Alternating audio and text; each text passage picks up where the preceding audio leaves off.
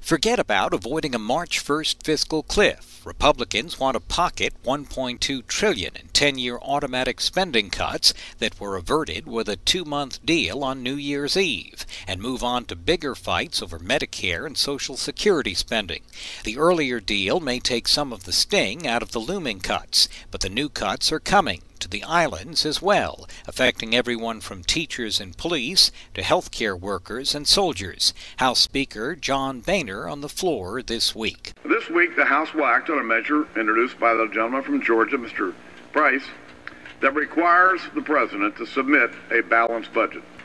Because we know, and I think the American people agree, spending is the problem. And the sooner we solve our spending problem, the sooner we'll solve our jobs problem, too. President Obama Monday blew the deadline for submitting a budget to Congress for the 3rd year in a row.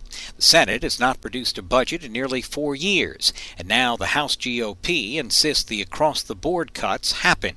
Obama now calls for avoiding a meat-axe approach by pairing health care cuts with limiting tax breaks for the wealthy. There is no reason that the jobs of thousands of Americans who work in national security or education or clean energy, not to mention the growth of the entire economy, should be put in jeopardy just because folks in Washington couldn't come together to eliminate a few special interest tax loopholes or government programs that we agree need some reform. But Republicans insist they will not vote for more taxes on top of the $600 billion or so they grudgingly accepted in the New Year's Day deal to avert the earlier fiscal cliff, a deal that restored the full Social Security payroll tax.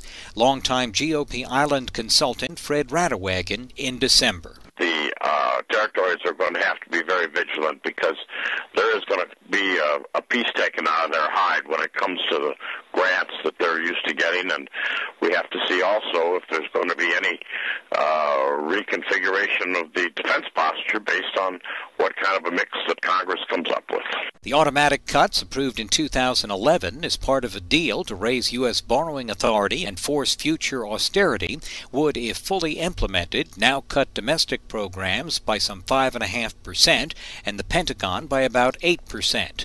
Guam Congresswoman Madeline Bordallo said last month she's very worried about the military buildup if so-called sequestration takes effect. On Capitol Hill, Matt Kay for PNC News.